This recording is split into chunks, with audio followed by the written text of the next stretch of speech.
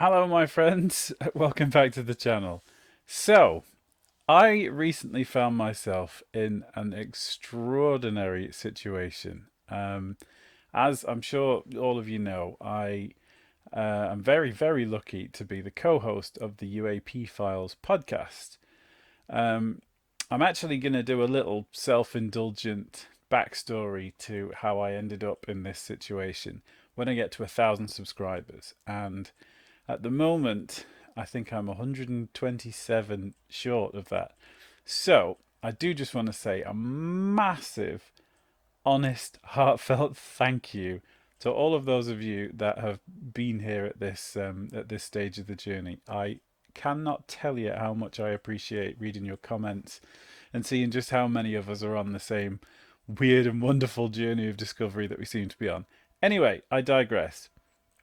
Yes, we had Jimmy and I had just interviewed a guest for the podcast, and as soon as we finished, Jimmy told me that we were invited to a video chat, a Zoom chat, with eminent physicist Jack Sarfatti and that Russell Targ, who, if you've seen my last videos, you'll know is a huge hero of mine.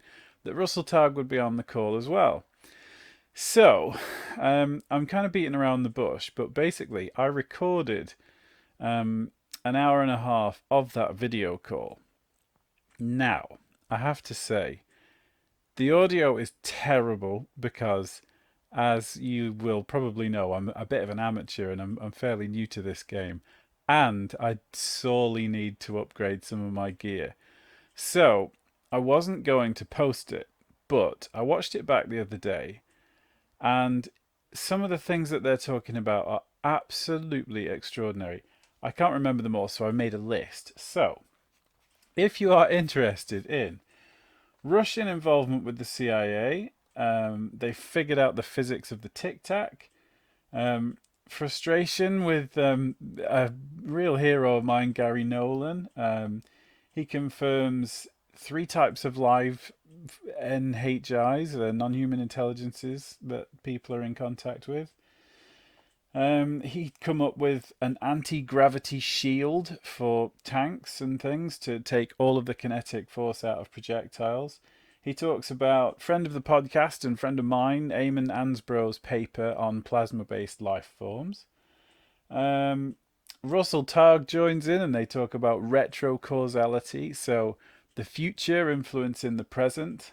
They talk about warp drives, how flying saucers work, how if you've cracked that, time travel works. He discusses Bob-Lazar.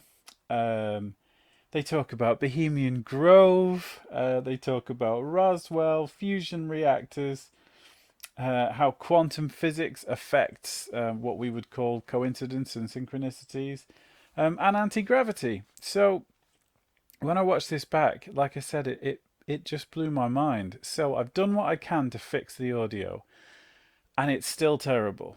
But the content outweighs the quality. My golden rule when I make these videos is that I try and improve the quality each one. And this one, we're going to have to just take the exception. So what I recommend you do is drop the volume and turn subtitles on because the Zoom call that Jack was hosting, to be honest, it was run by a lot of more elderly gentlemen or boomers, and I think technology wasn't exactly what they'd got mastered. So there's a lot of a bit of confusion and plenty of chaos there. So, without further ado, first I'm just going to give you a little background on Jack Sarfatti for those that aren't too familiar with him, and then it will go straight into the video call. Just in case you're unfamiliar with who Jack Sarfatti is, he's an American theoretical physicist. He's worked with Hal Puthoff and Russell Targ at SRI, Stanford Research Institute, in the 70s. His work mainly revolves around quantum physics and consciousness. He has worked for the Atomic Research Energy Establishment, the Max Planck Institute for Physics, San Diego State University, the International Center for Theoretical Physics.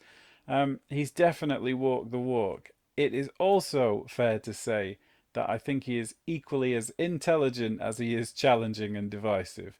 Um, I'll give you a quick funny story, but I promise I won't drag this out. So I first got in communication with him when I was working on my Mark McCandlish video.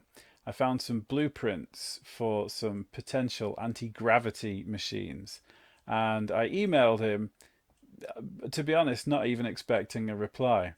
I got two emails back pretty much straight away, and the first one basically called me a complete moron, and the second one had an absolute gold mine of information, facts, and equations, most of which I was far too unintelligent to be able to understand. So he was definitely right on both cases.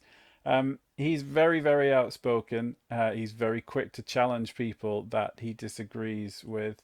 And I think you'll definitely get that impression as you go on. Anyway, let's go. The strangeness part of it that, Jacques Vallée is actually pretty good at with Eric Davis and Hal Puthoff for these guys, Kid Green.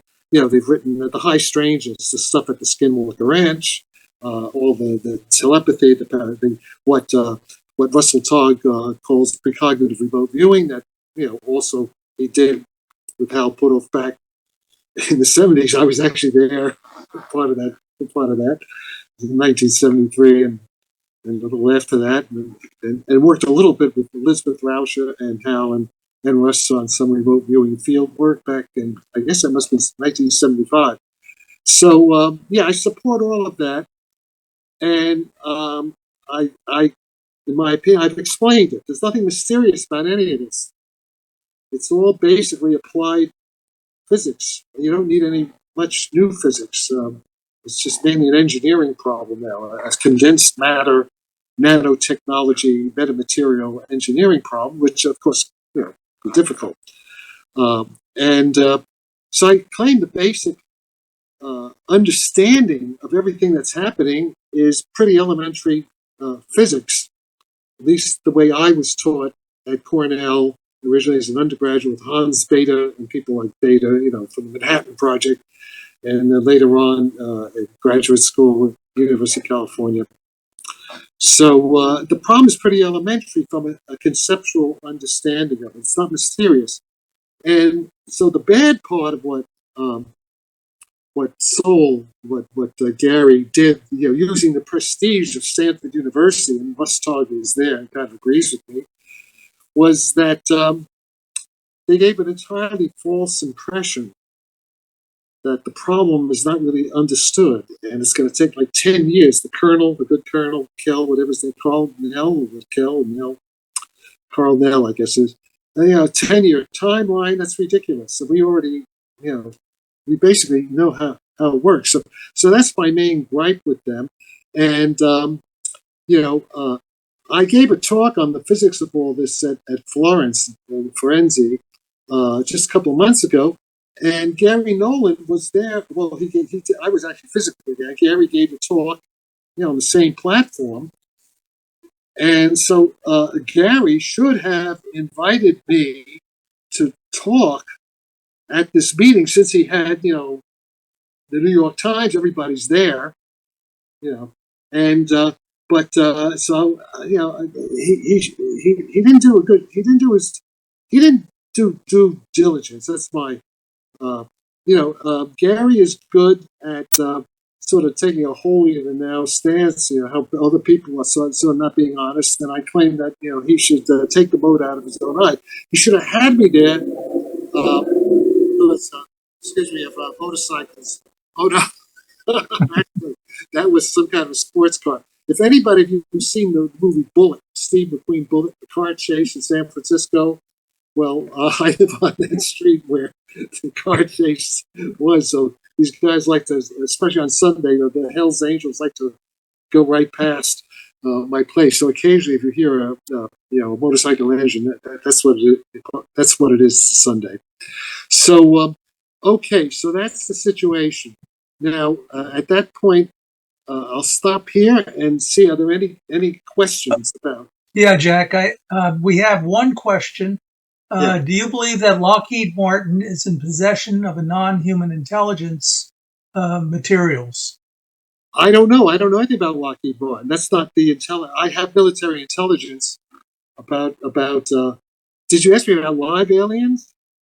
No, non-human intelligence. Whether we have, well, what was crashed in Roswell is non-human intelligence in theory, as per Well, I don't know Colonel about Corso. Lockheed. I don't know about Lockheed, but I do know. I have seen smoking gun vetted intelligence evidence of live aliens. Two different kinds. I know of two different kinds, and allegedly a third kind. There are many different ones. Big universe, right? Right. The DNA code is universal. Life is everywhere, and the physics, the physics is so elementary that any civilization anywhere in the universe, or anywhere in it, because it's time travel too, anywhere in the universe, they're going to get this technology. So it is like Star Wars, like the bar scene in Star Wars, all these different kinds of aliens. So I know for sure, but I can't go into detail because I have to protect my source, who's still active military, and get in trouble for showing me what he showed me. And there was some other person with me, to corroborate what I'm saying. It's not just me, but I can't mention that guy's name either. But somebody who a lot of people know. But in any case, what I can confirm, the two key parts of David Grush's general narrative: live aliens, not dead ones. Live, yeah, but dead ones too. But live ones, at least they were alive. Recently, they were alive. No reason to think that they're not alive now.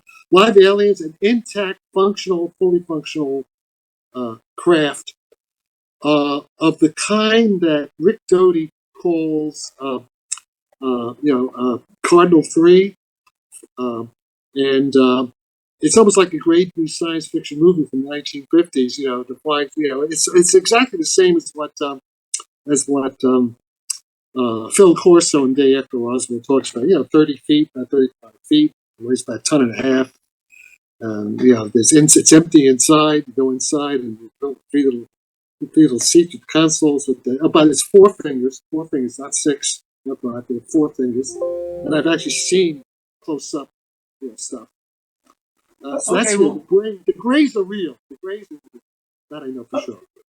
Okay, well, and that's a good segue right here. Part of the rumors or the evidence or whatever you want to call it, short of the smoking gun, if you will, is that the technologies that were found at Area 51 by Bob-Lazar, he was working in theory on one of the craft, and it was brought up that there were no means of controlling the craft other than something that came out of Roswell, allegedly. I'm going to play the devil's advocate here. So No. allegedly there was a device that one would wear on their head that would give them total control over the craft, how to fly it and everything else. And I think one of the questions that they're going to have is that the physics of consciousnse and how that may relate to this particular aspect. Yeah. That's all. That's. I don't. I have a lot of detail on that, but I cannot disclose it because I promised, word of honor. I don't want to compromise my source. But basically, that's true. Generally true. There's no mystery to it. If you read the Hippie Say Physics, the book about me and my guys, and Russell and Putoff and everything, David Kaiser, MIT professor of physics, Harvard PhD, historian of physics, wrote his best-selling book, 2011. It was on Nova. You see pictures of me on Nova, though they don't mention my name. I think they mentioned Russ and Hal, though. But in any case, CIA, people from the CIA and the military basically funded us back then. And there's one guy, in fact, I'll say who he was because he's dead now. George Koopman. George Koopman was an Army agent, and he funded us at Esalen, the Physics Conscience Research Group. And at one point, he said to me, and I think Saul Paul Sirac was there. I thought Fred Allen Wolf was there, but apparently Fred Allen Wolf wasn't there. But at one point, this was, I guess, late 1975, on top of Nob Hill by the Grace Cathedral, where Lawrence Rockefeller was funding us in a big flat, across from. In any case, George says, Jack, there are two things the Central Intelligence Agency wants to know: how does consciousness work, and how do flying saucers fly? That's in 1975. And of course, if you go back, when I first met Russ Targ and Hal Putoff with Brendan O'Regan and other people were there. In fact, there's a tape recording of part of that meeting back in 1973, and you'll hear Russ talk about flying saucers as time machines coming back from the future, and this rabbi, what's it, Jim Hurtak, and all that kind of stuff. So everything, a lot of the key elements, Russ Targ was talking about it back then, 1973. It's a long time ago, 50 years ago, right? So in any case, what I claim is that, it took 50 years, but I've solved both problems with a little help from other people. I've solved both problems. The consciousness problem is very well understood now in terms of the quantum mechanical physics. And I've given the references many times. There's this a paper by Paavo Pilkin. Paavo Pilkin is an eminent cognitive scientist. I think he's from Finland, and he's also he's a professor in Finland, but also in Sweden. Two universities. And he's funded by the Fetzer Foundation. He's a big shot. He's an established academic like Stuart Hameroff, so that kind of guy. And he has published a very good paper about a year ago in December of 2023 called "The Brain as a Quantum Measuring Device." It's a review paper for psychologists and cognitive. It's not meant for a PhD level physicist, although because it doesn't have all the math, but it's meant for like most of this audience, I would imagine. And in section 7 of that review paper, extensive peer-reviewed paper, he has the Jack Sarfatti explanation of consciousness in terms of Bohmian quantum mechanics and Freud condensate. We've explained it. Now, as a PhD theoretical physicist who studied with Hans Bethe and other people, built the atomic bomb Manhattan Project, like engineering sort of stuff.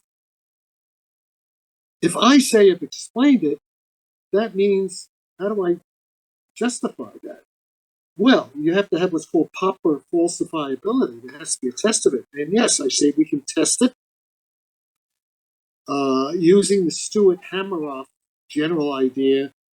I'm assuming now that these microtubules that Hameroff talks about, that is that's the transducer between electrical sensory neuronal signal and the creation of conscious experiences of qualia, what David Chalmers in the hard problem of qualia. That's where it happens. But and if that's the case, just following Hameroff, these microtubules are simply little quantum. They're basically protein diamonds. They're switches. They're qubit switches. And what the microtubules are, they are like fiber optic cables of these qubits. Okay, and so we can build that in the lab.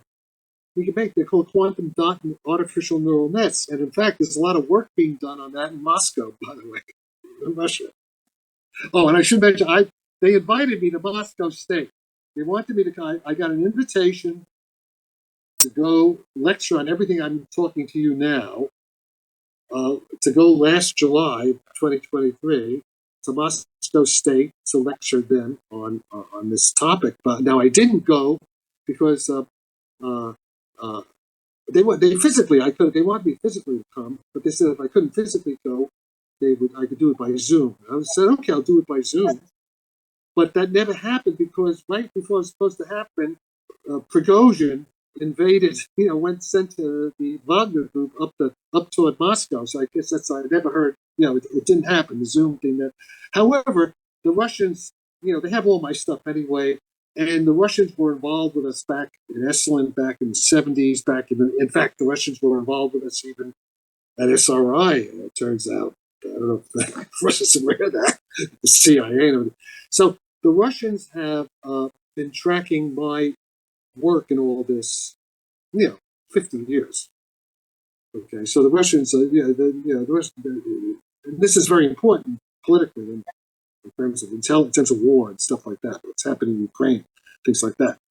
So, so the answer is yes. We understand how consciousness works, and we can test it in the lab. And when this happens, what does that mean? That means conscious artificial intelligence. You understand what I'm saying?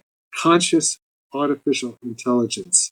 That means, for example, all the stuff they talk about AI now. Oh, by the way, curiously enough, Sam Altman, everybody knows who Sam Altman is. Sam Altman, the guy with the Jet GP competition with Elon Musk stuff. Altman, he's my next door neighbor, literally. That's pretty weird, right? Sam Altman's my next door neighbor, right? And but I haven't spoken to him yet. And the point is, all this stuff with artificial intelligence, it's soon going to be as conscious as we are. Because the physics of our consciousness turns out it's pretty damn elementary. It's universal. It's almost like gravity in the sense, Penrose tries to connect gravity with consciousness. Well, in a certain way, he's right. Okay, let me stop here and what else do you want to know? Would that answer the question? What? Okay, we have let's see. Mindy had the Architelos meeting one. All right, I'm not exactly sure about this. Willie from Pat Marcatello's group, that's one of the local groups here, meetings 100 years ago. Oh, it was a comment. Okay, let's see. Also, Robert Morningstar had his hand up. I'm going to ask him to use chat. Okay, and, how can I see the chat? I want to see the chat. Can you put the chat? Yeah, hold on. Okay. Can you put the chat on the screen so we can see it? Well, I have it on the screen right now. Okay, I see Bruce Passman said something. Where's the? How does this work? Yeah. You need to make him a co-host so he can see the chat. Oh, okay. Hold on a second, Jack. I'll make you co-host. And readmit me as co-host, please. Okay. All right. I see Lori Carty to everyone. If UFOs are coming from the future, what is? I don't. That's not. Then I didn't. It disappeared. I know you're here someplace, Jack. I'm trying to find you. You're missing. Yeah. No, I should. Well, I see myself. I'm missing. No. I'm on the listing. I have to find you to make you a co-host. Yeah. Oh, you go on talking for a minute while I do this. So, all right. Well, and okay. Well, while we're waiting for you to find that, there's another thing. I think I know how to make an anti-missile shield, anti-gravity, anti-missile shield that would basically make tanks indestructible. In fact, body armor, infantry, body armor, indestructible. Aircraft, you can't shoot them down. The NHI, the ET, the NHI, they have this technology that I've been sort of read. This technology is actually operational, but I think I understand now how it works. In terms of the mathematical modeling of it. This is a big thing, but the white hole, right? Yeah, the white hole concept. Yeah, this is a big thing, and that's one of the reasons I was invited to Moscow. But of course, they already know. So the point. Okay, the physicists in Moscow are very smart. And by the way, even know that Iranians in Tehran were tracking me on all this stuff too. They're not stupid. The thing is that the physicists in Tehran in Iran, they have a theoretical physics group based on David Bohm's way of doing quantum mechanics, and that's the key thing you need. You can't figure this stuff out. Everything I've done explaining consciousness, if I had used the Copenhagen interpretation, I probably wouldn't have developed it. You have to use the Bohmian interpretation. And Bohm, worked with Einstein from Princeton. This goes back to the 1950s or so in Princeton. And Vigier, and that's very important. That's the Bohmian point of view that actually solves the problem. And so we have okay now. Are we? So what's happening now? We can see the chat. Okay, you should be able to see the chat. Can you see the chat there? I don't see it. Let me see. Share more. No, it should be. I think it's on the side. Oh, you have to. Okay. I have to put it. All right. Okay. I got it. Yeah, you okay. gotta click the chat. Click chat at the bottom. Yeah. How do I put it at the bottom? It's now blocking. It doesn't. Well, there's a chat. Well, where it says chat, just click on that. You're enabled as a co-host, so when you click on chat, you'll see the same thing that I'm seeing. Yeah, but I'm just trying to see where I see 3 dots. I see 3 dots. Oh, I click on chat. I see the chat, but it's the middle of my screen. Okay, it doesn't matter. I don't have to see this. Well, you can see me. Right? Okay. Well, Bruce and I can. Why don't I go ahead and go through some of these questions? Ahead. Yeah, let's. Go ahead. Jack, let me take over and hand some of them to you. First of all, if you've already covered this, please let me know. But Christy Green asks, what are your thoughts on the article published last month on the journal Modern Physics titled Extraterrestrial Life in the Thermosphere, Plasmas, UAP, Pre-Life Force State of Matter? Are you familiar with that article? Oh, yeah. Somewhat. Now, I'm working with certain people who know a lot about that, and there was an article in the London newspaper just a day or two ago. There was the Telegraph or the Guardian, one of them, that they're trying to explain the Foo Fighters as just plasma, sort of like ball lightning sort of thing. I think it's quite. Well, you know about this guy Bledsoe? Does anybody know about Bledsoe? This guy claims to see these spheres of light, like plasma orbs, that seem to be intelligent and conscious. And then it's not only Blab. There was Joe Firmage. I don't know if any of course, Russell knew about Joe. Joe Firmage had this experience with these plasma sort of ETs, NHI, non-human intelligence, form of like ball lightning kind of things, what are called solitons, self-organizing plasmas, and other people I know. This guy Dan Smith, who used to work, a friend of CIA's Ron Badolfi, Kip Green, all these guys. So Joe Firmage and Dan Smith, they claim to have had the same kind of experience that this guy Bledsoe claims to have. And I got to be careful now what I say. I have seen classified intelligence that does support the idea that there is a species, a form of NHI that is a kind of conscious plasma. Yeah. And that does not contradict. I mean, that's explained by the physics. So that's kind of what we are. What we are, it's roughly speaking, what we are conscious electromagnetic fields in the brain, or even the whole body, actually. Bioelectric field, bioelectromagnetic fields. Well, they're not just electromagnetic; they're electromagnetic fields that are hybridized with matter, with the charges, electric charges, what are called quasi-particles, collective modes, stuff like that, many particle physics. And yes, that's essentially what we are. We're simply like, very roughly speaking, we are simply like these plasma electromagnetic fields, but we're confined, inside the near fields. We're confined inside our bodies. That's what we are. That's what I am. That's what you are. That's, if you want, that's the soul, the mind, whatever. Physical mind field. So it's not a crazy idea. And I have been read in on.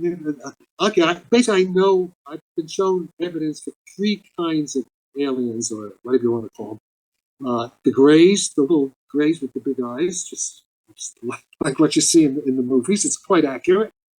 I mean, actually, live ones, okay, they're real. And there's also like a kind of a reptoid, like a 7 foot, a guy, scary guy. It was like the devil. I mean, there's a guy that looks pretty. You don't want to meet him in a dark alley because he looks pretty ominous. I don't know how friendly they are. I know and I know there are these orbs.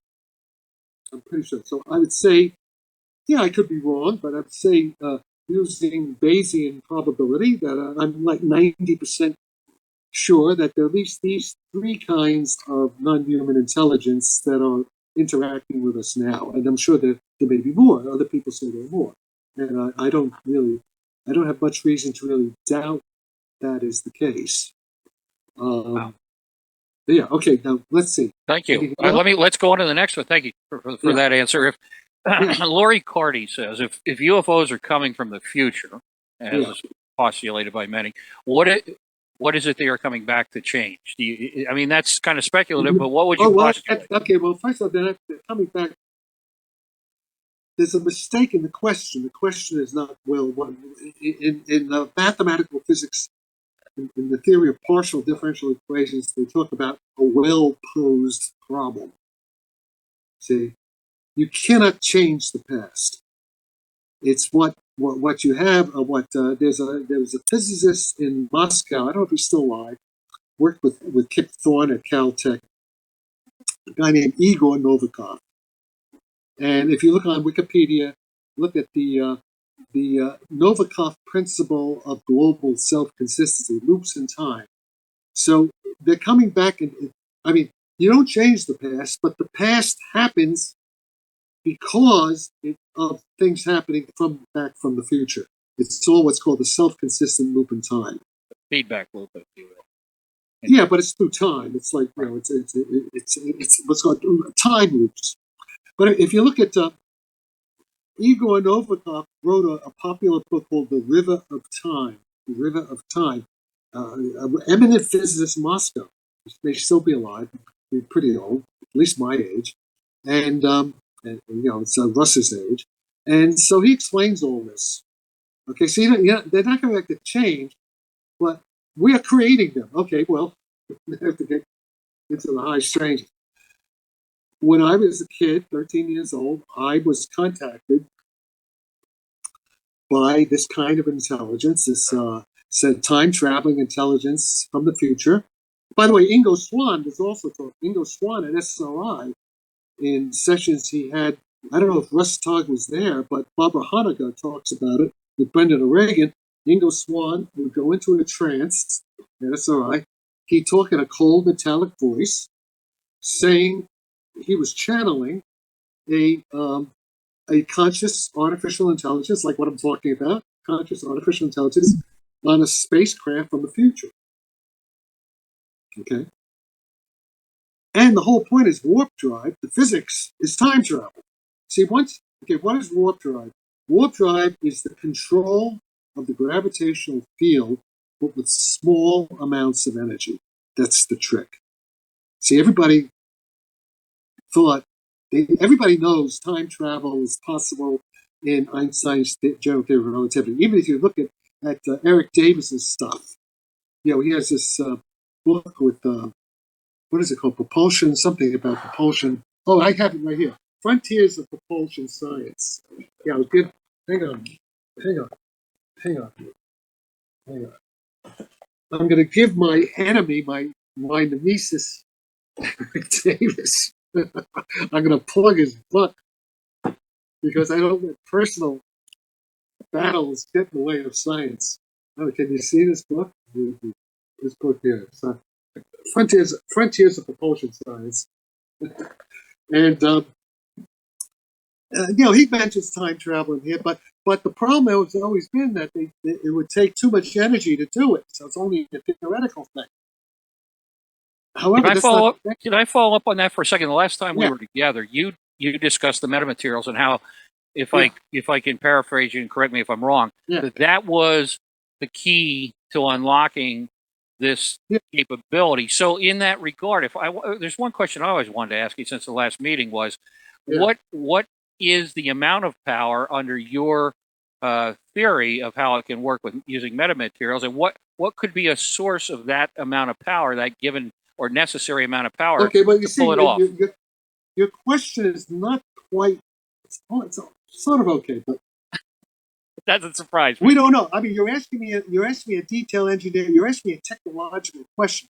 All I can tell you is that from observed facts of the U.S. Navy close encounters with the Tic-Tacs and all that stuff, Commander Fravor, very small amounts of power.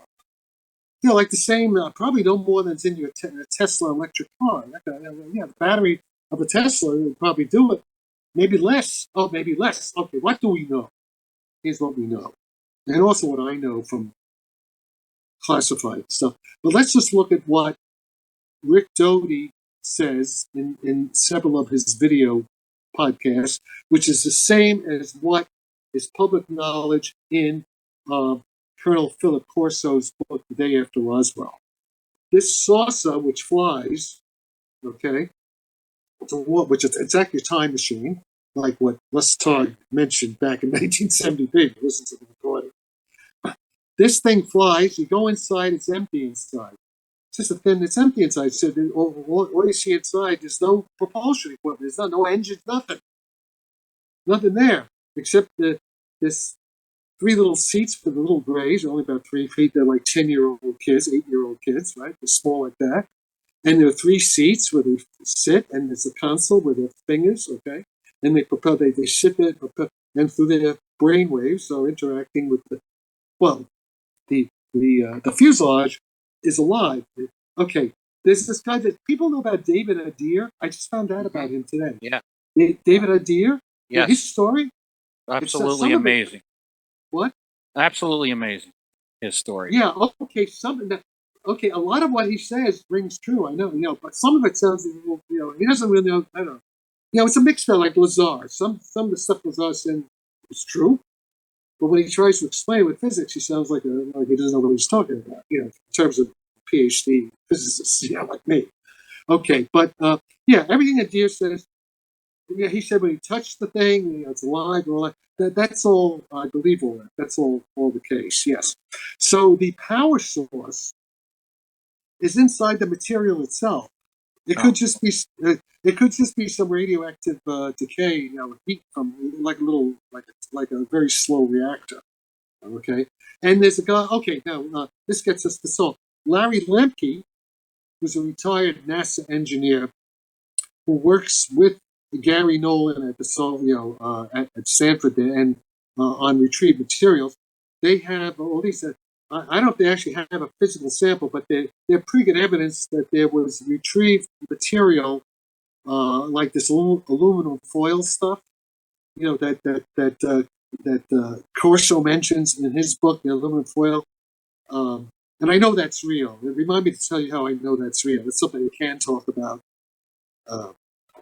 That's something real. But Larry was saying that when you try to touch it, this material, it's like a tingling. It's like you get a little electrical sort of tingling, and it's almost like the thing is setting up like it's sort of like an anti-gravity field. Okay, and it can make it stronger. See, this is what I'm talking about, the white hole and all that stuff. And I know that material is true. Okay, because I will reveal something now, because it's from a source who's now died.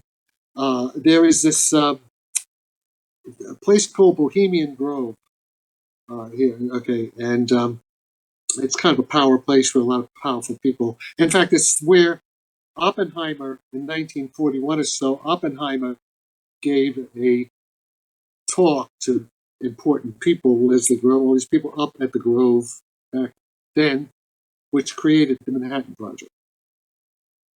And I had there was a guy, he died. His name is, I'm going to say who he was, but he's dead. Don Rich. Don Rich. Now, Don Rich was a Bohemian member of the club, a very high-ranking member of the club, Bohemian Club, which was here in San Francisco and up there. But we started with Leyland Stanford, all these people back 100 years ago, Don was also. I should explain Don Rich now. Okay, let me tell you Don Rich. Don Rich was born grew up in Idaho, in a ranch in Idaho. Don Rich's father worked closely with Kenneth Arnold. Everybody know who Kenneth Arnold was? Kenneth Arnold. Okay. When Kenneth Arnold, 1947, I couldn't make this story up. It's so detailed, right?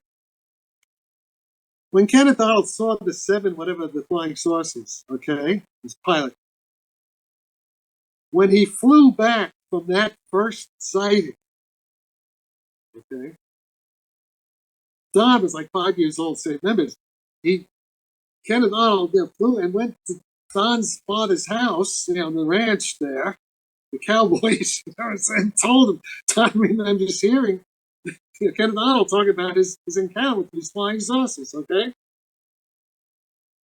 All right. So that's it. Okay. When Don's about 17, 18 years old, he's a big guy. He died. If he was alive today, he'd be about 82, 83 years old. Well, back when he was about 17, 18, Don's brother was already in the Marines. He's an officer of the Marines, older brother. And so Don joined the Marines at about 17, 18. Spent time in the Marines, was a tank commander, all this guys. So he was a Marine. And he gets out of the Marines. I think he was in the Grenada operation. No, not Grenada. No, Panama. When did the Marines go into Panama? The time with the Panama, whenever that was. Oh, that was mid-90s, 80s, yeah, 90s. 80s. Was it the 80s? Yeah. Oh no, okay, no, he wasn't. Then it was a different one. Okay, he was no, because he was already out. No, okay, so it's different. No. Don got out of the Marines in like the mid '60s. And he was also an artist. He became a famous sculptor and painter. He worked with Rothko, and he was a professor here at the San Francisco Art Institute. And in any case, it's around 1968, 1969, and Don had a foundry. It was doing big steel. They had a foundry in Oakland. It's part of Oakland. And this guy named, I'm wondering if since Russ, this may be somebody we know. So Russ Targ, this is something that Russell Targ may know something about. This guy appears at Don's foundry. It's the late 60s. His name, but we don't know what his real name, but he says his name is Harry Wolf, Colonel Harry Wolf. He was CIA, ex-Marine or something. He said, Don, listen, and also remember Don's brother at this point, like the colonel or major in the Marine Corps, and Don is ex-Marine, Semper Fi, all that stuff. It says, Don, we know you're a patriotic American, and we need you to help us with something. I said, yeah, sure. What? Don's job about 2 years was to take retrieved material from Roswell and other places. To be a courier, he had to have small pieces of the retrieved stuff, the stuff that Gary Nolan is trying to work on now, right? This is back in the 60s, okay? Remember, this is a guy from Bohemian Club, high up in Bohemian Club, one of the guys who ran the Bohemian Grove, okay? This is an important person, okay? Later on, okay? He's not bullshitting me, all right? He had with the handcuff to the courier, the small pieces, and he went on various trips to MI6 in London, to the French intelligence agencies in Paris, in Berlin, even Shanghai, even China, and Australia, stuff like that. He was tasked with carrying Matisse's material to various military laboratories of different countries. This is back before I met Hal and Russ. It was back by 1969. So this went on about a year or two or so. Okay. At one point, this is really important because it confirms a lot of stuff. And this guy's a Marine. Marines don't lie. Okay, they don't make up stories, right? Harry Wolf comes and he has a duffel bag, big duffel bag. It says AAF Roswell NM on it. Duffel bag full of stuff. And Harry he says, Don, just keep this for me for about a week. He said, but don't look inside. Don't open it. Well, so what does Don do? He opens it, right? And inside, guess what? Guess what he found? Remember, if you read Phil Corso's book, The Day After Roswell, talks about the strut, the strut with the Egyptian hieroglyphics on it. There it is. It's right there. He's got it. Don's got it in his hands. Had it for a week. Now remember, Don's got a foundry. He's a foundry. He works with metal and welding torches and assembling torches, and he has a whatever they have there. He melts steel and all that. Right? It's a foundry. Right? And he did stuff he couldn't do. If you try to damage it, it was like living. It'll set up what I'm talking about. So you can't touch it, you can't harm. But if it likes you, the thing was like scented. If it likes you, you can crumple it, and it's like nylon, and it goes apart. Okay, this thing is a conscious artificial intelligence. He had the peace, right? And then he said, times it could become weightless. It almost float. All right, it's done. Okay. Okay, right. I got a question here. Robert Morningstar. Yeah. He's been waiting quite a while to get his question answered. Jack, what do you know about Motion Science's work with Hal Puthoff and Kit Green's announcement on X today of a breakthrough with gyroscopic technology? I think it's bullshit. I hope to be wrong. This is the kind of thing that CIA guy Ronald Pandolfi has.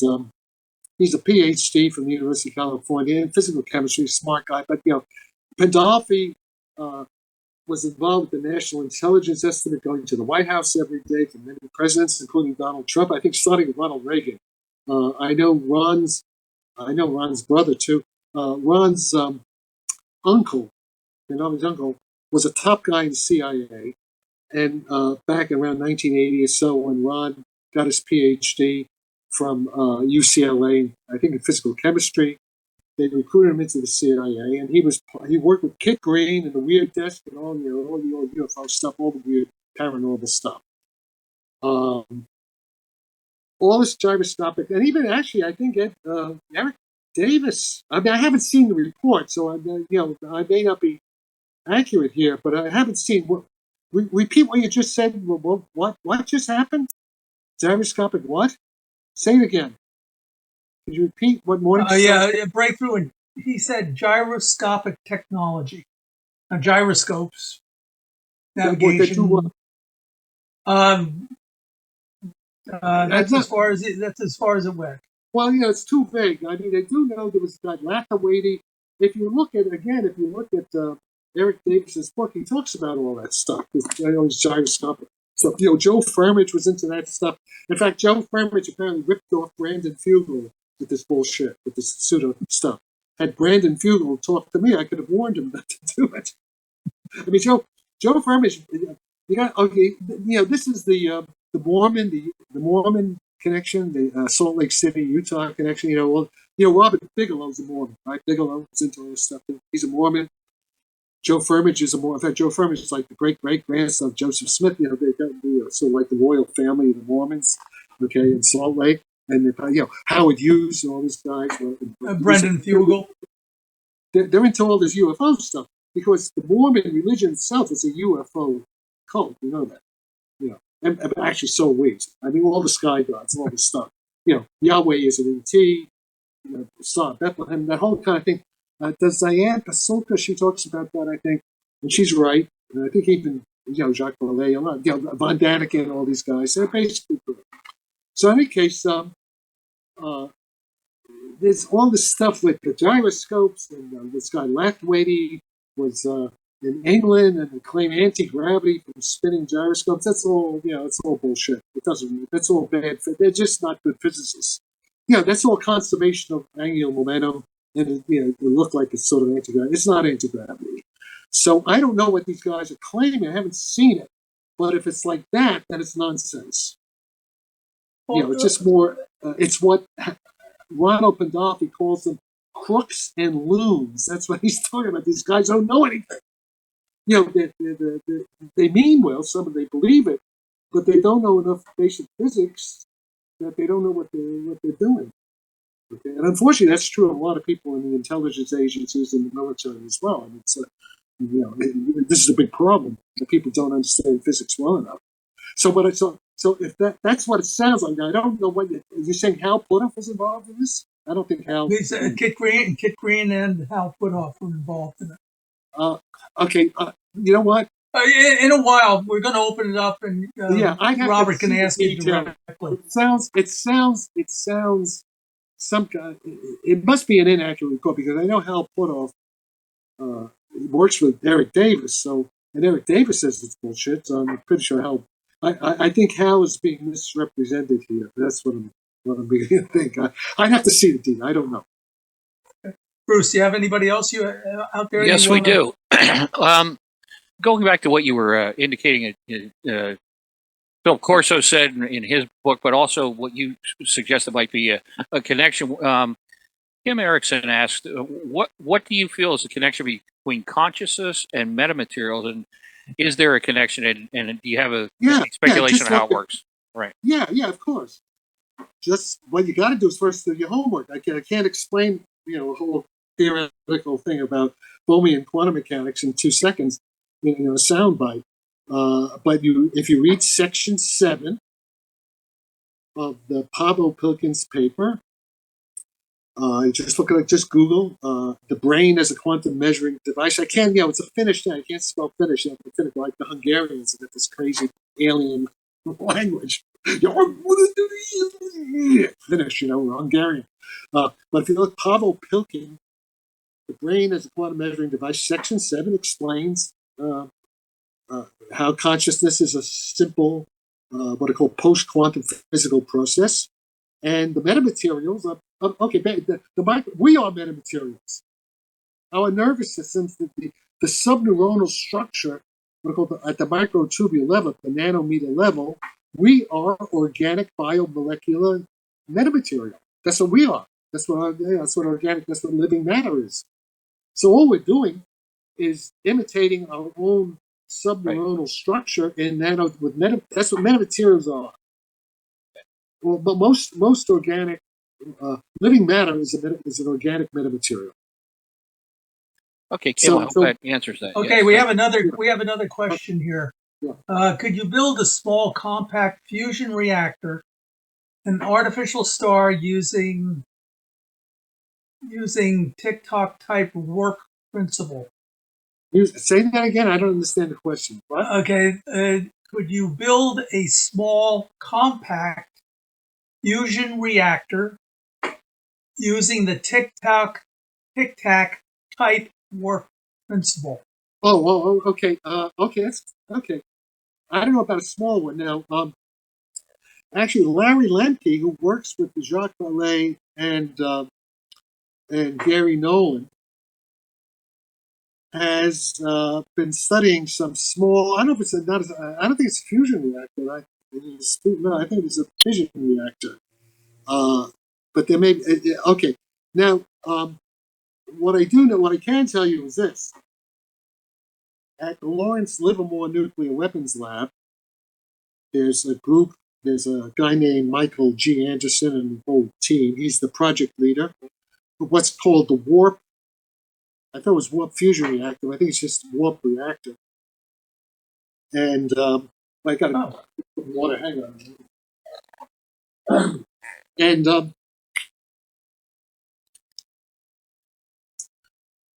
Mike Anderson. Hello, what happened? Oh, Joe, you're sharing. sorry. Okay. So what happened? Mike Anderson. Oh, do you want to show the thing on the screen or something? Yeah, I have the one of the things that you sent out. Okay, has go ahead. A picture of that. Yeah, bear with me. Oh, yeah, okay. If you could show that, that'd be good. Go ahead and do it. But Anderson, he was interviewed by Tim Ventura, I guess about July of a year ago. And it turns out they've been using my equation, my basic idea for controlling gravity with small amounts of energy. They took that idea and they put it in a proposal, what's called the warp fusion reactor. But their machines will be pretty big. It's a $250 million project. I don't know if they've been funded yet. It's a $250 million machine. Well, it's a little more. They want to build it. I don't think they built it yet. It'll be 30 feet by 60 feet, which is interesting because just today, David Adair talks about when he went to Area 51, allegedly when he went to Area 51 in 1971, went underground. There's an underground facility under the Groom Lake, under S4, and there was a 60-foot warp fusion reactor there in 1971. Okay, but that's a giant machine. It's not tabletop, And they're claiming that they want to generate a warp bubble. Now, this warp bubble, swallowed the water the wrong way. Be a tiny warp bubble, the gravitational warp bubble, about 1/10 millionth of a cubic meter, a little sphere, 1/10 millionth cubic meter in volume. And it'll generate a gravitational field 16,000 times stronger than the Earth's surface gravity. The acceleration of gravity at 9.8 meters per second squared. This is 16,000 times bigger, at the surface of this little bubble. That's what they're trying to do, based on my equations. And their machine. It's a hot fusion reactor. What it is? It's an ion plasma. They have like two. Apparently, I don't understand the detail. It's very complicated. But they have they basically collide two beams of hot ion plasma. They compress it, in high temperature. It's enormous. It's like a little sun. It's not a black hole, right? I was worried, it's like a black hole. No, they're not. It's still many powers of 10 weaker than you would need to make a black hole. Okay. So, but the point is, that's not how the Tic-Tacs work. The Tic-Tacs are empty inside. Just like like when I was telling Colonel Corsi, go inside, it's empty. Very small amounts of power. So although you can, that's like the sledgehammer approach. Yeah, you can make maybe a very powerful machine like they actually want to do it in Lawrence Livermore, but that's not going to help explain what the U.S. Navy, what Commander Fravor and Ryan Graves, all these guys are reporting, right? It's not going to explain those things. It's not going to explain Tic-Tac. Tic-Tac is much more gentle, right? It's like Aikido. It's like martial arts, right? It's not a sledgehammer. So, does that answer the question?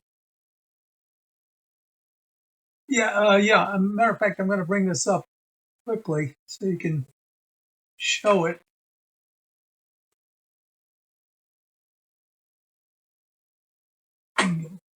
Yeah.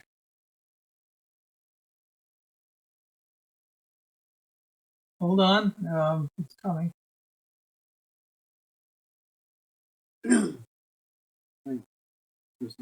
Oh yeah, there we go. That's the machine. That machine is 60 feet long and 30 foot high. So, but it is the kind of machine that David Adair talks about, allegedly at Area 51 in 1971. 1971. Okay, how could that be? If you look at David Adair's thing, and somebody told me to watch it today just by chance. I didn't know about it. I think I vaguely heard David Adair's name, but I never really paid any attention to it. But if what David Adair says, he's like Lazar, right? David Adair is like the Lazar type guy, the story. And some of what David says does ring true to me, because it does fit what David Rush talks about, and it does fit the classified material I was shown. Okay, some of the very, so plus it also fits some of my own experiences. So the thing is this: what if David Adair is telling the truth, and he seems, I mean, he's a guy, he's an old guy, he's not actually, he looks a lot worse than me, he's actually younger than me, but it looks like he's near death. In fact, he almost died 3 weeks ago or something like that. He was clinically dead, and they brought him back. I won't go into all details about Adair, but he, what he describes is pretty okay. What I was going to say is that if what he says is true, that back in 1971, they had this underground, 200 feet underground, 20 miles long underground, with all these different craft. He saw all these different kinds of UFOs, different designs, like from different time periods, because it's time travel, right? And he describes technology. They had all kinds of technology in 1971, like retinal recognition and all the handprint, all this kind of, and they had lighting system with no shadows, and there's no, I mean, what he's describing back is that under Area 51, there is this lab back in 1971 that itself could not have been made with the technology of the 1970s. This is before computers, really. In other words, they had a lab that had future technology because the time travelers came back and built the goddamn lab. We didn't build it. They built it. But Jack, doesn't that violate the one side said can't change history, but if you come back there and invent something, are you? No, it doesn't violate at all. It's consistent with everything I said. Whoever said that means you don't understand what I'm talking about. Things are in the past because of future influences. Okay, now listen. It's what's called, if you read, you have to read Novikov. Okay? You have to go on Wikipedia, the global self-consistency principle of ego and Novikov. It's right there. You just got to read that. If you don't read that, then you don't understand. But you this is like affect the past, but you can't change the past. You can't change the past, but the past is what it is because of time travel. Okay? The past is what it is because it's a self-consistent loop in time. So now the thing is this. So the point is, if Adair is telling the truth, if he's not simply a great actor, good actors get Academy Award, and if he's telling the truth, then that's more smoking gun proof for time travel. That we actually have the government, all this stuff. It's not just who's saying this. Is it Michael Salla? Who are some of these EXO? Who are these guys who are talking about that there's been agreements between the ETs and Eisenhower and all that stuff? If that stuff is that, I used to be very skeptical of that, but now I'm not. I'm getting more, because what happened was pretty weird. So if that's all true, then it's smoking gun evidence. No question, it's time travel. And also, the basic physics is so elementary. As soon as you can control gravity with small amounts of energy, that's time travel. And I can, you have to, that'd be a whole course in physics. I tried to explain it in my lectures in Florence. You saw the PowerPoint, the movie PowerPoint, with the bending of the light cones, all that kind of stuff. So if Adair is telling the truth, that laboratory under Area 51 is future time travel technology from the same people controlling the Tic-Tacs, who are also apparently able to neutralize our nuclear weapons. right? There were a bunch of, who's the guy? Who's the main guy with the who wrote the book about how UFOs are neutralizing nuclear weapons? Oh, that, Who's that? Yeah, I can't think of the name of it, but you know who I mean, right? He's a yeah. very solid. I think he's dead now. He died recently. He wrote a book, and that's all. There's a lot, a lot Robert of Robert Hastings. Hastings. I think it's Yes. Hastings. Yeah, Robert Hastings. That kind of stuff. So there we are. So UFOs and nukes. yeah, and it's not just him. There are other people. Was that Rendlesham, the place in England too, where the UFOs? Rendlesham Forest. Yeah, Rendlesham. With the Well, American. to this day, there are activities around anything nuclear. Nuclear power plants. Right here, Yeah. we have for the past year or so, we've had all types of sightings at a plant that is exactly the same. Our oldest nuclear plant in this country. Yeah, Bruce Cornett. Orchid River. Yeah. Bruce And Cornett. it's the same one that Fukushima. It's the exact same model that Fukushima. Yeah, and we've had all types of activity, daylight and nighttime activity down there. Yeah. So, but my main message today is that the physical understanding of everything that's being reported, from the propulsion, the high acceleration, because you understand when we see these ships doing like Kevin Canute, okay, he was at Seoul. See, that's a boy. Got pissed off. So you have a guy like Kevin Canute, and he's a good physicist at he's a professor of physics somewhere, and what he reported is true.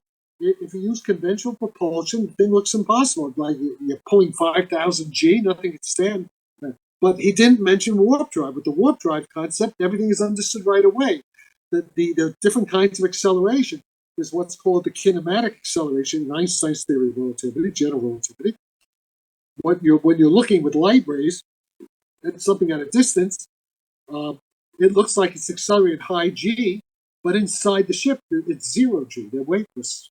It's the same thing like with the astronauts. With the astronauts going around on the space station, they're floating around there on the space station. That's warp drive, really. But they're floating around, but it looks like they're accelerating. It's like they have some centripetal acceleration, right?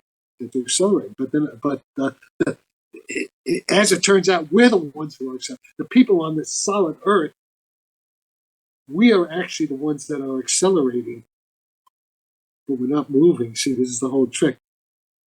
When you feel weight, that's called proper acceleration, and that's caused by electrical forces. And the reason that's because gravity is curvature of space-time. So you're in a non-Euclidean curved space geometry, or space-time geometry. So what happens if you're in what's called flat space-time, where there's no gravity at all, flat space-time, and if you accelerate with a g-force, then you have to move from place to place. So that's called kinematic acceleration. But in a non-Euclidean geometry, you have to accelerate in order not to move. See, it's counterintuitive. People don't get that. The rocket engine, people they don't get it. They just don't get it. I mean, talk about generals don't get it. Politicians, congressmen don't get it. The military and the CIA director doesn't get it. The people, what's his name? The guy, Kirkpatrick, he didn't get it. Avi Loeb apparently doesn't get it either, even though he's the head of the Smithsonian. He's an instrument guy, but he doesn't understand general relativity. He doesn't understand the concepts very well. Because they wrote this paper and they never mentioned what I'm talking about, which solves a lot of the mysteries right away. It's warp drive. It's control of gravity. So they don't that they don't even mention it, and then they have this meeting with Stanford, all these big shots, and everybody's there getting all kinds of worldwide publicity, and they totally misinform the people by not giving the obvious explanation that demystifies the whole thing. There's no big problem anymore. But why do they want to keep it mystical? Maybe because they want to get money. It could be more of this kind of, sort of taking taxpayers' money for a boondoggle for flim-flam projects, which is, what Ron Pandolfi is basically saying. That's his big gripe. Yeah. So, Okay. We have some more questions on the. Here is one. When the non-human intelligence, unidentified aerial phenomena, Tic-Tacs, come to here and now, do whatever it is they are coming here to do, what happens to them? Do they self-destruct? I'm not sure about that. Well, I don't Vladimir Pantovic. I don't know when they self-destruct. I don't know anything about that. I don't think. Let's not waste time. It's a stupid question. Okay, Bruce, do you have one you want to pick? Okay, I'll run that. Yes. Not. This is from Michael Perone. Not considering unification with the other forces, is the public knowledge of quantum electrodynamics incomplete in your estimation? It seems like it is, right? That's a valid question. Yeah, it's about, but it's not really too relevant to our purpose here. But all science is incomplete. It's the nature of scientific knowledge. We keep it's like error correction. We keep getting it better and better. Yeah, quantum electrodynamics. Everything is incomplete. What science is, in fact, all forms of empirical knowledge are incomplete. And there's what's called the Gödel. What's the Gödel? The Gödel incompleteness theorem. Always being built on and refined and added to, or yeah. I mean, first of all, everything.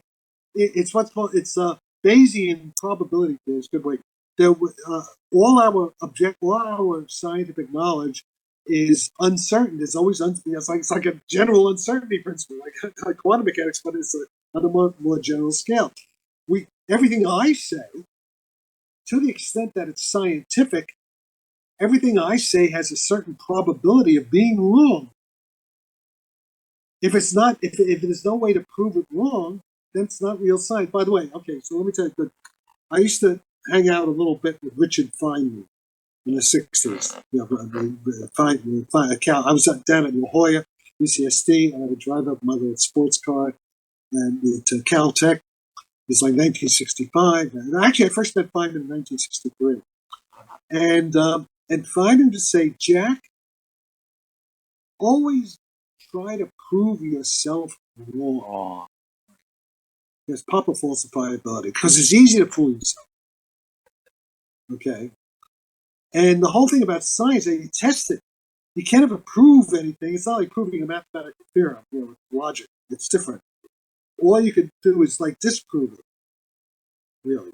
Try to break it. The principle of proper falsifiability. So, yeah, of course, quantum electrodynamics is all kinds of stuff that can be done. Yeah, and I think what Perone is talking about, this is like an academic thing. It's not that important to, for the UFO issue. But the point is that the Feynman's quantum electrodynamics is built on the Copenhagen interpretation of quantum mechanics. And it's not built on the Bohmian. Bohmian gives more detail. And also there is, now even within Copenhagen, there's something called the weak measurement theory. The quantum electrodynamics today is based on two things. It's based on the Copenhagen interpretation of quantum mechanics, that the wave function is a complete description of reality, which Einstein never liked, and neither did Schrödinger.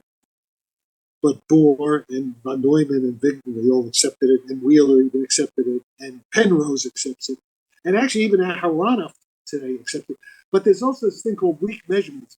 So the standard, what's called orthodox quantum mechanics, is taught in textbooks and university courses, and as described by, say, even David Kaiser in his book The Hippie State Physics.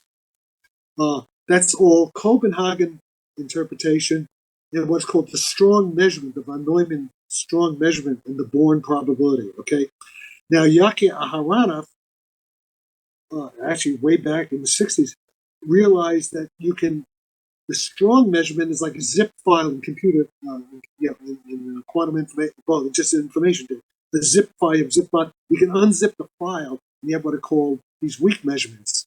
And these weak measurements is another level of detail in the quantum theory.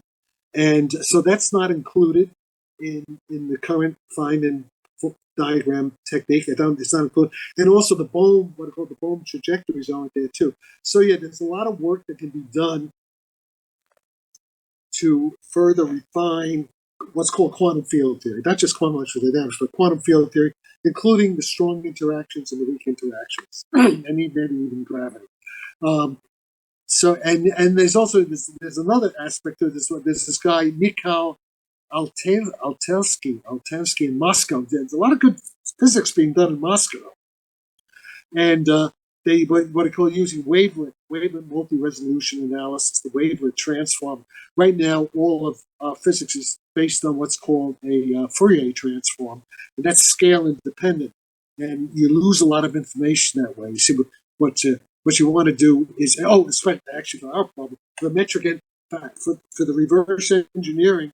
We have to use what are called wavelet transforms because the fuselage of these things is like a metamaterial. What is a metamaterial? It's a metasurface. There are a bunch of these artificial little atoms arranged in a lattice on the surface. All right, and actually it's many layers. It's like it's multi-layered, stacked metasurfaces, and so each meta atom, each like node in the lattice, like a crystal, like a two-dimensional crystal, each meta atom is a location in which things are being done. So you have to have you have to know the frequencies and the wavelengths in that little meta atom region and how it changes to go from different meta atoms, different parts of the fuselage. See, because different parts of the fuselage are generating different kinds of gravity and anti-gravity fields to create the maneuverability. But when if there's a dogfight between a Tic Tac, a warp drive Tic Tac, or what you would call the Cardinal 3. If you have a dogfight between a flying saucer and an F-18 or F-35, right? So the flying saucer is able to do all kinds of stuff. It can turn on a dime, right? It can be going 20,000 miles. It can be going Mach 10 and do a right angle turn. The F-18 can't do that, or they take miles to make just a little turn because they're moving through space. The Tic Tac doesn't move through space. The Tic Tac stands still in space. It's manipulating the space itself, space and the time itself, mainly space. So it's a totally different thing. So you have to be able to control what is called the warp, the near gravitational field at different parts of the fuselage. Some parts are doing anti-gravity, some parts are doing gravity. It's complicated, and you need the conscious artificial intelligence that's built into the machine itself. This machine's alive. David Adair, right? What he's talking about. That stuff. And the thing is computing in real time. It's a super intelligent computer. It's computing, picoseconds, every 10 to the minus 12 seconds or so. It's computing stuff which even our non-conscious computer, our AI. Right now, the F-35 saying there's a lot of AI in there, right? So where does the AI work on about is the nanosecond? Is down to a nanosecond? Or is it just microsecond? I forget. Well, it's microwave frequencies and gigahertz, whatever. So, but it's a classical computer. So presumably the conscious post-quantum computer command control system of this metasurface fuselage is computing even faster and more powerful than any of our most powerful non-conscious artificial intelligences. Okay, so I make it. Let me the take human things. the human brain is the fastest computing system right now, I believe. Yeah, but so this is like okay. Good point. The mechanism inside the fuselage of the machines are the same, as the mechanisms causing our consciousness. We're doing it, basically the same. Okay, But but more powerful. Maybe actually, they the same physics, but probably more complex, more powerful than us. Right. Okay. Now I promised that we would open up the Q&A to everybody. So here's the way we're going to do it. Anybody Joe, would like let me to jump ask? in. Oh, hold Joe, on a second, Bruce. Hold on. What I'd like to do is have everybody who wants to make some type of a question or a comment, it'll have to be brief, again, because we're running out of time, use the raise your hand system, and Bruce and I will monitor it and activate Okay, you and let you I'm going make to take a your very comment. fast. I'm going to take a very fast break. Get that going. Be right back. Okay. So, okay, what you do is go ahead, Bruce. What do you want to say? well, no, he's gone, so I can't ask him a question. Sorry. Yeah, okay. All right. Okay, we see a couple of hands going up. We're going to wait for Jack to get back. I see Russell. How you doing, Russ? Happy to be with you. I know people have a lot of comments for you. Hi, Robert. Hey, Bill.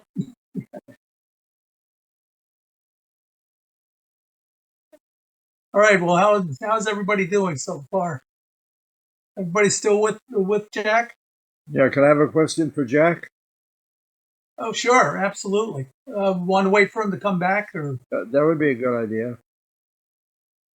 okay? So we'll have Russell, Robert, and William, and as the hands pop up, we'll recognize them and ask you to unmute.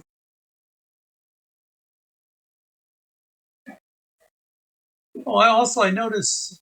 Okay, there he is. Yeah. Okay, Russell, you go ahead and ask your question or make your comment. Yeah, my comment for Jack is that at SRI, we were able to do experiments where a person could see into the future, Yeah. and the precognition experiments were just as good as the real-time experiments. That shows the future is affecting the past. Yes. And we then later, a couple of years later, used that to forecast changes in the silver commodity market, and we did that without error. Doesn't that say that we misunderstand something about the nature of causality? No, wait. Okay, can I answer that now? This is already well known. The Yakia Aharonov already in 1964 published a famous paper that was ignored. Unfortunately, I wish I had read it more carefully, but I didn't even know that.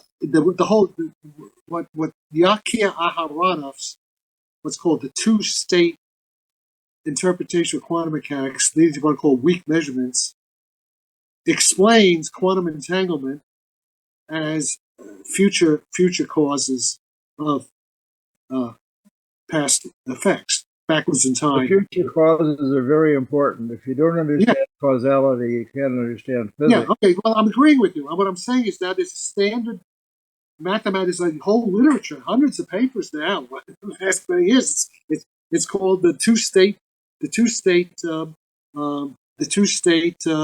interpretation of Aharonov, weak measurement theory, and they do it in the lab. I mean, things done in the lab that can only be explained backwards in time. Now, recently, Roger Penrose himself, recently, just a few weeks ago, gave a talk on this very thing, showing that even in his gravitational collapse idea, it has to be backwards in time. The quantum future causes. So you have both things that happen in the present are happening both because of past and future causes kind of colliding in the present, causing what's called a weak measurement, a weak experiment. So that's all.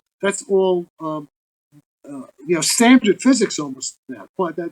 That's the modern view of quantum mechanics. And this guy Huey Price at Cambridge, he has written. If you go Huey Price, HUW Price, okay, you go on the archive, the Cornell Print Archive, and you see Huey Price has written a bunch of very nice, popular, semi-popular papers explaining this whole thing. So there's nothing I mean, that much is known. Now the problem is this signaling. Can you see? The problem is, everybody will say yes. You can have what's called temporal entanglement, where something that happens in the future affects what's happening in the past. But when you do statistical analysis, when you include the quantum statistical fluctuation effects, what happens is, this is the no broadcasting term, the no cloning term. What happens is that everything looks random, but that's not what happens in the mind, right? In the mind, we're seeing in remote view, you're not seeing a random noise, you're seeing a picture, So that's what's missing, and that's why you need this extra Bohmian thing, what's called the action-reaction thing that they leave out. So there's a missing, the match left something out. So they'll say, yeah, what a guy like David Kaiser would say, what these standard guys would say, is, yeah, you can have these effects backwards in time, but you cannot use them in any practical way. In other words, they would say precognition is impossible, telepathy is impossible, because they would say even though the effect is there, it gets washed out. When you actually perceive something, it looks like random white noise. That's what they would say. But of course, That's not true. Oh, yes, it's not true. I agree, it's not true. And the reason it's not true is because in their mathematical modeling, they've left out a key mathematical thing, which is called the action-reaction. And Russ, you were there in 1996. You were there with me and Hammeroff at Tucson. Yeah. And we had I gave a talk, and then a bunch of people were there. Brian Josephson was there. Putoff was there. Harold Morowitz was there. And there was this guy, I think he's dead now, the holographic brain guy who worked with Bohm. I think he's dead now. The Bohm, who worked on the hologram theory with Bohm. I don't think he's alive anymore, but he was there. And I talked. Are you thinking about Penrose? No, Penrose. No, it was this other guy, but Pen's still alive. No, it was this other guy. He was like a psychologist working with Bohm. Paul Pribram. Paul Pribram was there. And a bunch of people. In any case, I gave a talk. I gave a talk about action-reaction. We're trying to say that it's not going to be real.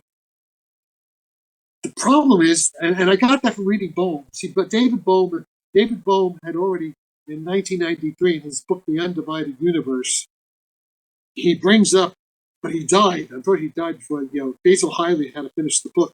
Bohm was like Mozart finishing the Requiem and then the Solari, finished for him. But Bohm and Hiley briefly, in 1993, they briefly talk about how if you include the reaction of the particle on the quantum wave, you can get entanglement signaling. You get the non-randomness that you observe, okay? And so I caught on to that, and I started talking about it. I mentioned it intuitively, qualitatively, in ordinary language, like now at that talk. You were there. The problem is I didn't mathematically do it mathematically the way I should have done it, because I'm a lazy dog. I didn't do it. But let's see, 20 years? No, 10 years, 20 years, almost 20 years later, this guy, Roderick Sutherland, who's a theoretical physicist in Sydney, Australian, he did it. He took the idea I was talking about. He may have gotten it independently, but he took the same base, the Bohmian theory, he put in the reaction, he modeled it in terms of Lagrangians, the standard mathematical things, something I should have done but didn't do. But Roderick Sutherland did it for me. And he has published these papers, beautiful papers, in which he explains how the action-reaction works in a kosher Lagrangian Feynman. You can do Feynman action principally, whatever you want. It's real solid theoretical physics. And he explained the idea, and that's what you need to explain what you actually empirically report. So the answer is yes, we understand what you see. We understand it. It doesn't violate any of the laws of physics. It's consistent with the most modern, what's called the post-quantum mechanical extension of orthodox quantum theory, using the Bohmian interpretation, which he did with Einstein. Okay. So you find room for retrocausality in your theory? What? You find I just told you, that's it. We have retrocausality. It's part of the theory. Yes. The answer is yes. Yes. Yes, we understand it perfectly, mathematically. Since Sutherland, you can read Sutherland's papers, there it is, all there. Okay, we have two things I want to say. I'm going to let this go on as long as people want to speak and have a conversation. We'll keep the bridge up and we'll keep things going. Right now, next who had his hand up was Robert Morningstar, followed by William Belfer, and then Tom from UAP Files at this point. So go ahead, Robert. Okay, thank you. And hi, Jack. Hi, Russ, and everybody else, and Bruce. I have a couple of comments. One, comment on David Adair, and then Paul Murad, and the third one on gyroscopic achievement of anti-gravity. First, I know a lot about David Adair, having studied him for about 25 years and heard him. Oh, really? Yeah, and I think that he had the same experience you had of being contacted he did. from the future. He built a rocket engine that was very impressive at the age of 17, so Curtis LeMay had him shipped over to Area 51, where he was promptly arrested and kept detained until LeMay went and rescued him. But the important thing... Wait, slow down. Say that again. Slower. Curtis LeMay made arrangements for David Adair to go to Area 51 to inspect I know that. But when he was there, the base commander arrested him and put him in the brig and wouldn't let him go. So really? I didn't know that. How long was it? So it was several days because Curtis LeMay actually had to go personally to Area 51 to spring him. The important thing I want to tell you is that David Adair, in this interview he did with Art Bell, revealed that he had built this rocket engine using a special kind of fuel, and he revealed that the fuel was thorium and deuterium. So that is, I thought that was significant. The only time that I ever heard him describe the fuel source for his, actually it was kind of fusion engine, and thorium and deuterium were what he mixed. Paul Murad and I were friends, and we both had this idea of rotating magnetic fields to achieve anti-gravity. So he built a machine. Just go ahead. Okay, wait, slow down. Let me make it. Number one, I'm not questioning whether David Adair's machine actually worked with thorium, but has nothing to do with the Tic Tac. Not warp drive. I didn't say it did. Okay. So it's a different technology. Now the thing is this: there are different time periods. There are many different kinds of extraterrestrials and NHIs. Mm-hmm. And the NHI, the people, whatever that was contacting him, for some reason they may have, told him how to make this thorium machine, fusion reactor, which sounds a little bit like, what they're doing at Lawrence Livermore, actually. Mm-hmm. It sounds a little bit like that one. And then maybe, maybe important for some purposes, maybe for some big star, it might, okay. Adair says that particular device he saw was part of a big ship that was shot down, right? Mm-hmm. It was shot down with the torpedoes and went through the damn thing. So that could be a different level of technology. There are many different kinds of technologies involved here because there are many different time periods. So that could, so I'm not doubting that. Now there's something that you said. Okay, then you said something about. Okay, well, continue. Okay, well, the other point was that Paul Murad and I were friends, and just coincidentally, he named his company Morningstar Energy, and he was working at Morningstar Energy Box. So I guess that brought us together. But we were both working on rotating magnetic fields, and I had some success with it. I built a magnetic ring and spun it. And the magnetic ring levitated, but it exploded from centrifugal forces. And I found... Okay, now let me say something about that because I don't want to get too much time on this. The Tic-Tacs, all these machines do not have, machines like that, rotating magnetic fields. Mm-hmm. They don't have it. So, because it's all like internal, so like it's all nanoscale. It's all very tiny. Maybe they have tiny little. Okay. Yeah, could be. Could be. But the thing is this, that there is something quite very good. I would have to see how, even on a nano scale, and actually there is something, I remember now, there's something in the book I saw. You have to show how that little rotating magnetic field via Einstein's gravity equation, how it generates the gravity field. And until I see that, then it's not of interest to me. See, there are two things. We have Einstein's general theory of relativity, which is a very precise equation showing how electromagnetism makes gravity, and vice versa. Now, there's a new thing by Ray Chow, who's a famous physics professor from Berkeley, has this additional mechanism where he uses quantum spin, and he thinks he can couple that very strongly to gravitational radiation fields. And that, so we're right in the middle of working with that. But the second,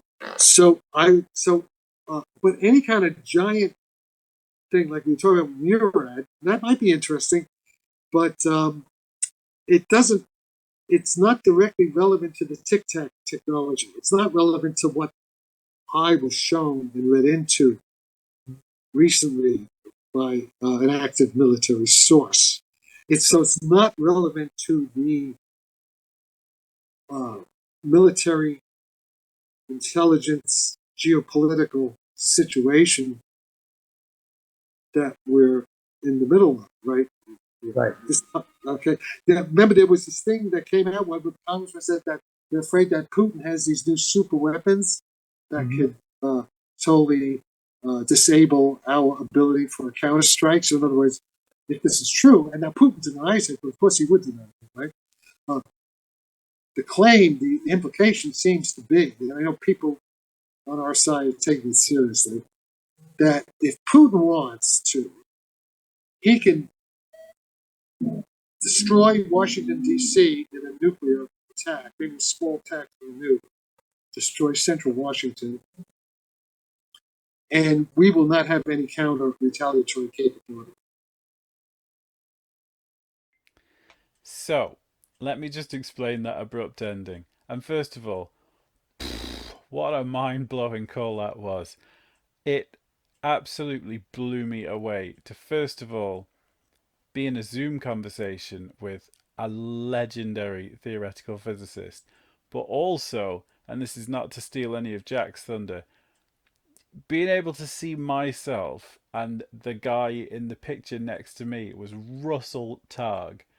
Just, I don't know. There's no words. What you couldn't see is the online chat, where I kept sending him messages just saying like, "Mr. Targ, I cannot put into words how much I appreciate being on this call. You know what a massive inspiration he'd been."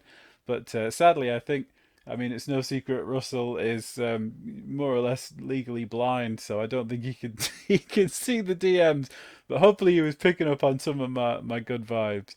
So yeah, I'm not going to pretend to understand most of the sort of high physics and concepts that he was discussing there, but it was so inspirational, and the bits about the Tic Tac and how synchronicities work really, really got me thinking.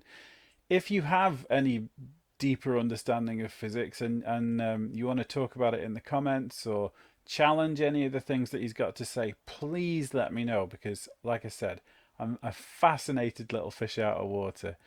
But anyway, I keep saying I'm going to make a short video and then they keep getting longer and longer and longer. So I'll see you in the next one.